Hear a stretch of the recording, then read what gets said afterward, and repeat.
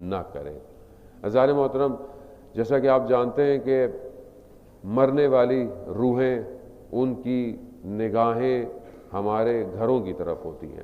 یقیناً جو لوگ چلے جاتے ہیں دنیا سے، ان کو احادیث و روایات کی روشنی میں ان کو شب جمعہ سے لے کر عصر جمعہ تک اجازت ملتی ہے کہ وہ نگاہ کریں اپنے مرحومین، اپنے جو ان کی اولاد ہے، ان کے گھر والے ہیں۔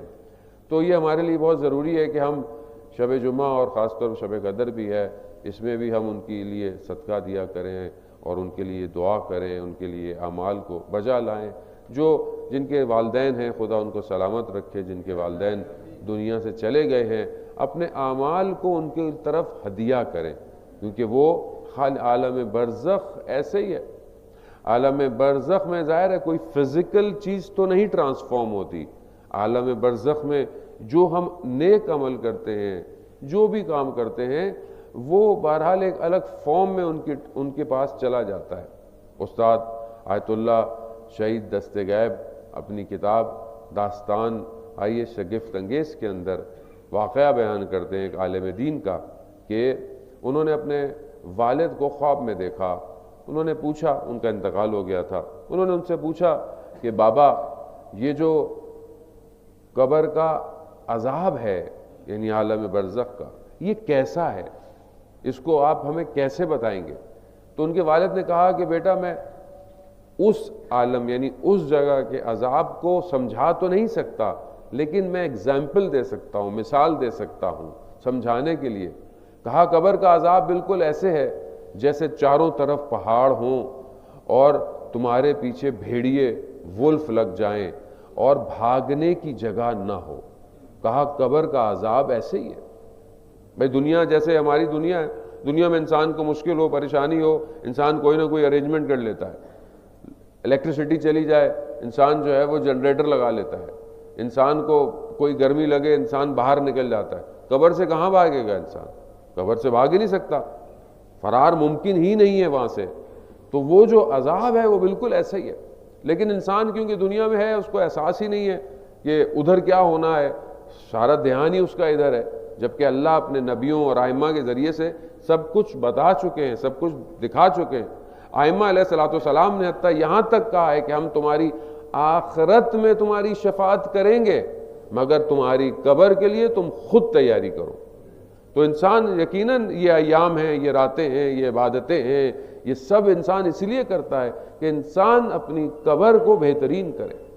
وہاں پر عذاب کی کیفیت مختلف ہے۔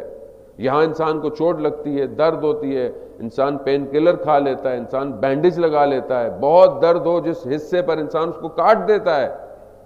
قبر میں ایسا نہیں ہوگا۔ قبر میں انسان کسی چیز کو کاٹ نہیں پائے گا، قبر میں انسان پین کلر نہیں لے پائے گا۔ عزیزان محترم، اس لیے اپنی قبر کا انتظام خود کر کے جائیں۔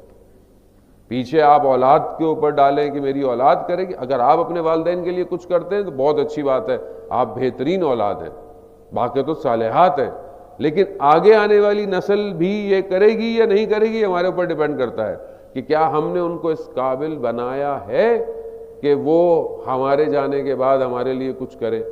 تو اس بات کر سوچے مت، اس معاملے میں تھوڑے سے خود غرض ہو جائیں، اس معاملے میں تھوڑے سے سیلفش ہو جائیں اور اپنی قبر کا انتظام خود کریں۔ اب آپ دیکھیں قبر کے اندر کیا کیا مشکلات ہیں۔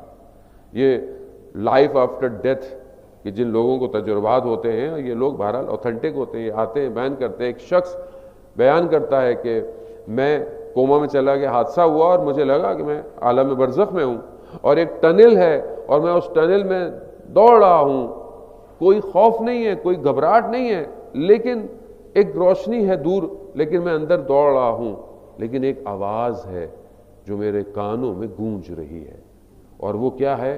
ماں ماں ماں۔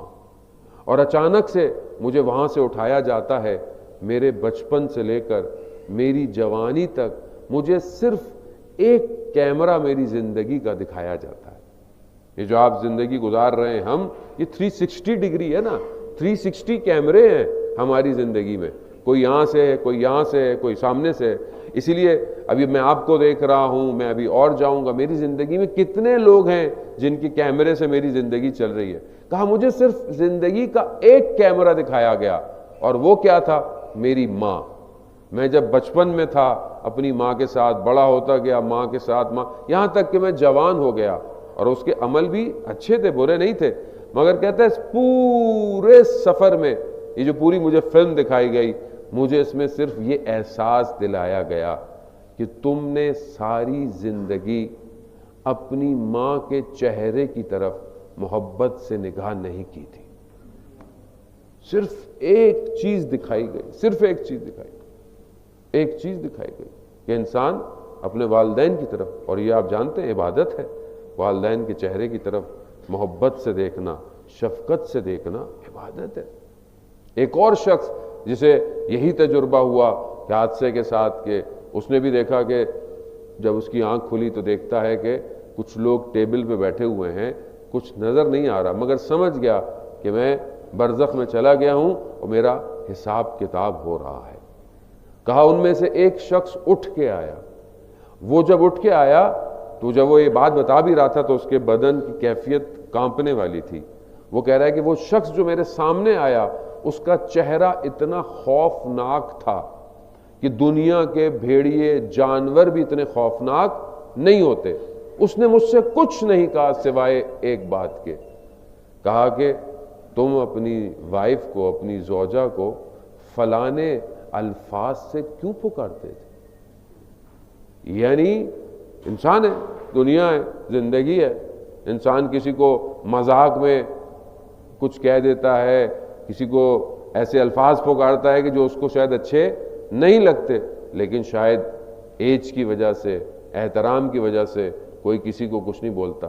اس لیے کہتے ہیں کسی کا مذاق مت اڑاؤ، کسی کا تمسخر مت کرو، کسی کو چھوٹا یا حقیر مت سمجھو، روز محشر تو دور کی بات، قبر کے اندر ہی تمہیں یہ حساب دینا پڑ جائے گا۔ تو وہ عالم دین اپنے والد سے بولتے ہیں اچھا بابا، یہ جو سب کچھ ہے، یہ جو آپ نے بتایا عذاب ایسا ہے، اور یہ جو ہم آپ کے لیے کچھ نیک کام کرتے ہیں، کسی کو کھانا کھلا دیا، کسی کو لباس دے دیا، یا کچھ پڑھتے ہیں، یہ ساری چیزیں یہ آپ کو وہاں کیسے پہنچتی ہے؟ تو وہ کہتے ہیں بیٹا اس کو بھی میں آپ کو ایگزامپل سے ہی سمجھا سکتا ہوں۔ کہا کیا؟ کہا جیسے بند کمرہ ہو اور اس میں بہت گرم ہو، اور ایک کھڑکی کھل جائے، ایک ونڈو اوپن ہو جائے، اور اس میں تازہ ہوا کا جھونکا آئے، آپ کا کچھ ہمیں بھیجنا قبر کے اندر بالکل ایسا ہی ہے۔ ایک صلوات پڑھ کر اپنے تمام مرحومین کی قبروں میں ایک تازہ ہوا کا جھونکا بھیج دیں۔ اللہم صلی علی محمد وآل محمد۔ ہوا جانے محترم، بہرحال عالم برزخ پیرالل سٹیٹ ہے، پیرالل ہے۔ ایسا نہیں ہے کہ میں مروں گا تو جاؤں گا اور کچھ ہوگا، نہ، جو کر رہے ہیں وہ ریئل ٹائم میں ٹرانسفارم ہو رہا ہے۔ جیسے آپ دنیا کا کوئی بھی، آپ کسی والیٹ پر آپ USDT ٹرانسفر کرتے ہیں، آپ اپنی بینک اپلیکیشن میں کام کرتے ہیں، ڈیجٹ ریئل ٹائم میں ٹرانسفارم ہو جاتا ہے۔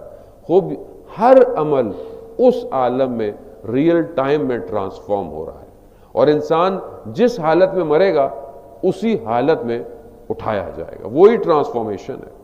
انسان اپنی طرف نگاہ کرے، انسان اپنے وجود کی طرف نگاہ کرے کہ وہ کیسا ہے۔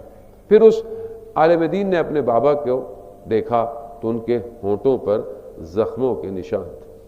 کہا بابا یہ آپ کے ہونٹوں پر زخموں کے نشان کیسے؟ کہا بیٹا آپ کی والدہ مجھ سے عمر میں چھوٹی تھیں، لیکن میں کچھ ایسے الفاظ سے ان کو پکارتا تھا، بلاتا تھا جس سے ان کو تکلیف ہوتی تھی، مگر وہ کچھ کہتی نہیں تھی، تو یہ زخم قیامت تک ایسے ہی رہیں گے۔ تو وہ کہتے ہیں بابا میں کچھ آپ کے لیے کر سکتا ہوں؟ کہا اپنی والدہ سے کہو اگر وہ مجھے حلال کر دے، مجھے معاف کر دے تو یہ زخم دور ہو جائے۔